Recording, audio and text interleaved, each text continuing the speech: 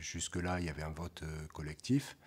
Et puis, depuis l'an dernier, l'idée a surgi de mettre en place un jury qui se réunit après le visionnage des films et qui débat, qui échange et qui décide de donner un prix, le prix du festival.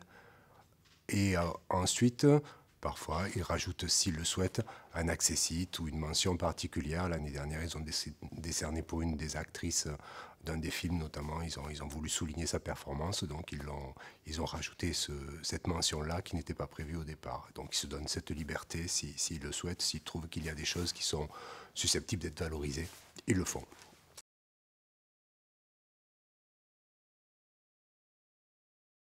Alors, l'année dernière, on avait des élèves.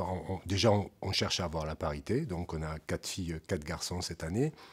L'année dernière, qui était une tentative, on avait élargi un peu plus le groupe et des élèves externes avaient rejoint les élèves internes pour des questions de commodité, de transport, de déplacement. Cette année, il n'y a que des élèves internes de toute filière, de tout âge du lycée. Donc ça peut aller du CAP au BTS suivant les années. Cette année, on a des classes qui sont représentées, des secondes générales, des secondes professionnelles, des classes de première et terminale.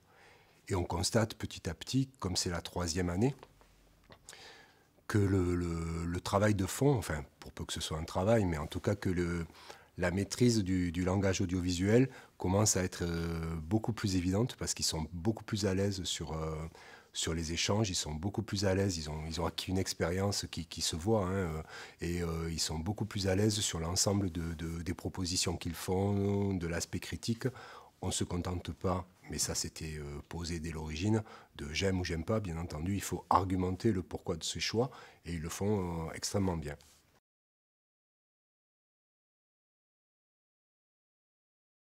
On vient rajouter cette offre-là, qui est une offre audiovisuelle, qui existe dans la ville parce qu'il y a notamment un ciné-club qui est ancien et important, mais là c'est vraiment très spécifique et ce sont les lycéens qui le portent.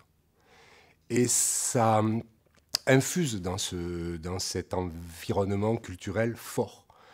Donc eux viennent rajouter leur petite pierre à l'édifice. Et dans une société comme la nôtre où l'audiovisuel est constant, le rôle des images ultra important, ils viennent, eux, apporter ce regard à partir de ce qui leur est offert en visionnage.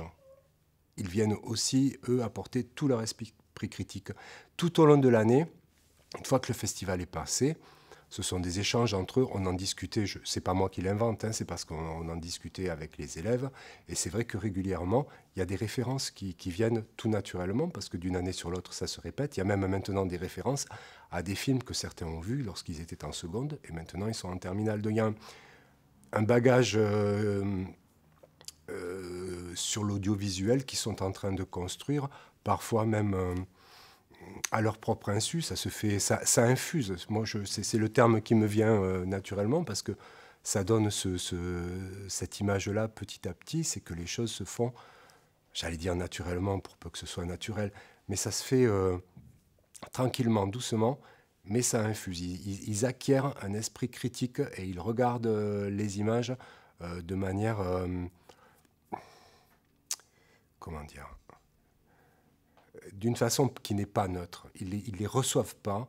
Et je pense que petit à petit, ils les analysent beaucoup plus facilement parce qu'ils ont l'occasion de participer à tous ces ateliers, d'échanger aussi avec les réalisateurs. Donc forcément, il y a un retour. Il y a forcément un retour.